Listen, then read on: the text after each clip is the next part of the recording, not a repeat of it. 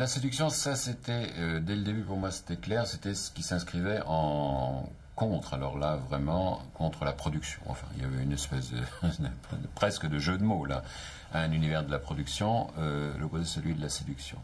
C'est-à-dire non plus de faire surgir les choses en valeur, précisément, de les fabriquer, de les produire, quoi, dans le sens littéral, mais de les séduire. Mais ça, c'est la forme la plus générale. Séduire, c'est-à-dire les détourner de leur valeur, les détourner de leur identité, les détourner de leur être en réalité, et les vouer à leur apparence, au jeu des apparences, qui est l'échange symbolique des apparences. Alors ça, c'était en quelque sorte de la forme conceptuelle de ça. Mais sinon, oui, dans l'enchaînement des choses, bon, cet échange symbolique qui a d'abord visé le monde économique, enfin bon, l'échange symbolique des biens dans le potelage, etc. Puis l'échange symbolique de la mort, donc les biens, la mort, et ensuite la sexualité. Alors ça, c'était plus précisément quand même, puisque pour nous, ça s'est un peu rétréci au champ de l'interférence sexuelle, ce qui, bon, pour moi, la séduction est une forme beaucoup plus vaste. Elle implique tout, et non pas seulement l'échange entre les sexes. La séduction, pour moi, était plus cette forme réversible où l'un et l'autre sexe, disons anatomique, enfin physiologique et tout, jouait son identité au contraire. C'était la mise en jeu de...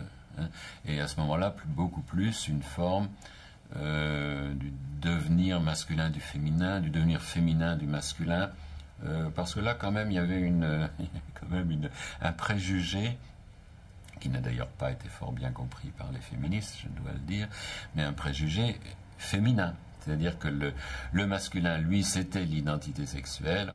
Le féminin était ce qui transversalisait ça et qui, en quelque sorte, abolissait l'identité sexuelle, etc. Alors, à partir de là, ça se joue autrement, parce que ça se joue plus en termes de libération sexuelle. Tout ça me semblait finalement assez naïf. Ça reposait sur la valeur sexe, la valeur sexuelle, l'identité sexuelle, etc. Alors que la séduction me semblait plus un jeu plus, comment dire, plus fatal, plus risqué, où chacun mettait en cause son identité sexuelle, où chacun joue sa propre perte, y compris, non mais c'est pas forcément du tout exclusif du plaisir, au contraire, bien entendu, mais c'est autre chose que la jouissance à ce moment-là. C'est un défi, la séduction est un défi, c'est une forme qui toujours tend à dérégler, à sortir quelqu'un de son identité, du sens qu'il peut prendre pour lui-même, et où il retrouve cette possibilité d'une altérité radicale, c'est-à-dire de trouver dans l'autre, sous forme sexuelle, mais il y a d'autres formes que celle-là, sortir de son identité et retrouver le jeu de l'altérité. Alors là, la séduction me semblait sous toutes ses formes, parce que c'est pas seulement sexuel, ça peut être dans le champ de l'art, ça peut être dans le champ de la...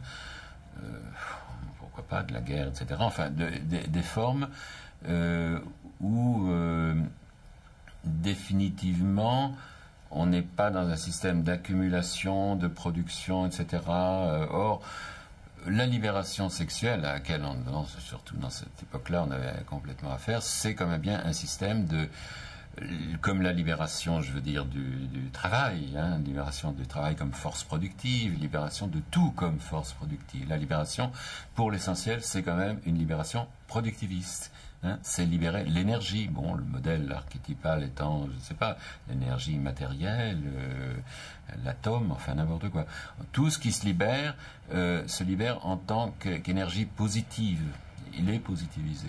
Alors ça me semblait, bon, en droite ligne évidemment avec le système de la production, mais contradictoire tout à fait avec le grand jeu de la séduction qui, lui, n'est pas du tout de type accumulatif, qui est au contraire pas non plus destructif au sens littéral du terme, mais en termes de jeu.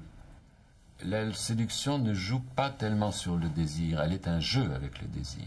C'est-à-dire, il y a un niveau, un niveau d'assouvissement, d'accomplissement de plaisir, etc., Et puis il y a un jeu, bon, c'est pas un niveau, mais enfin quelque chose qui remet tout ça en jeu, qui est plus, je dirais presque plus spirituel, mais je ne sais pas du tout au sens, bien sûr, pieux ni religieux, au contraire, mais qui est que le désir que nous prenons pour une réalité fondamentale, la base même de, etc., c'est encore quelque chose avec lequel on peut jouer, et la séduction, elle joue avec le désir.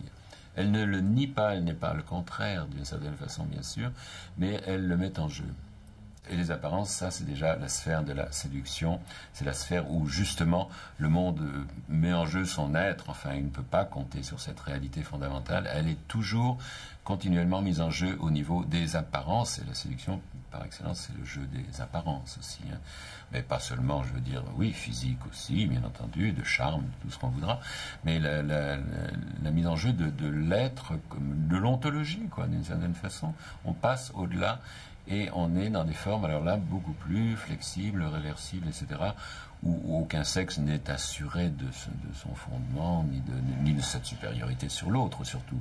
Tandis que quand on est dans le domaine de la libération, etc., bon, alors là, on a tous les problèmes insolubles, à mon avis, de différences sexuelles, de pouvoir sexuel, etc., où le masculin est évidemment le terme supérieur, quoi. Alors c'était un petit peu jouer le féminin. Moi je l'avais joué comme dans l'échange symbolique et la mort, à la place de la mort qui est l'espèce de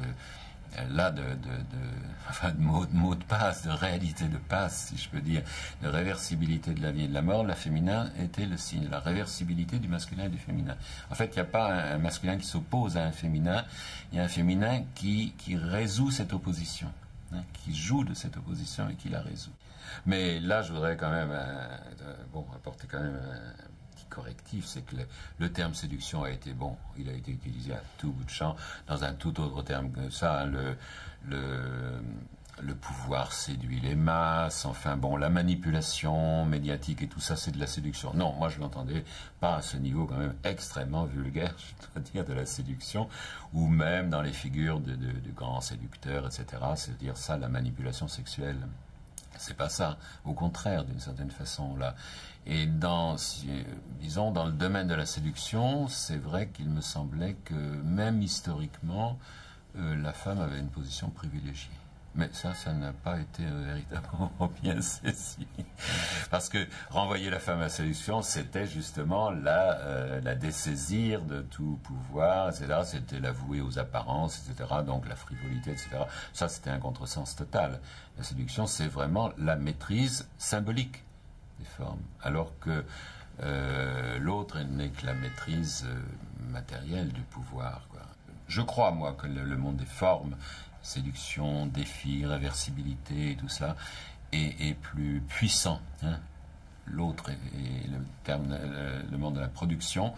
Il a le pouvoir se fait là. Mais la puissance, comme dirait Deleuze en opposant les deux, la puissance, elle est du côté de la séduction. Et je pense qu'elle n'est pas primordiale en termes chronologiques, mais elle est plus puissante à plus ou moins long terme, à mon avis, que tous les systèmes de production. Hein, production de richesse, production de sens, production de sexe et de jouissance, etc. Bon, tous les types de production, à mon avis, quelque part, sont peut-être subordonnés, en tout cas, ou ce qui l'emporte à la fin, quand même, à mon avis, c'est le grand jeu de la séduction. Mais à condition, encore une fois, d'éliminer l'acception vulgaire de la séduction.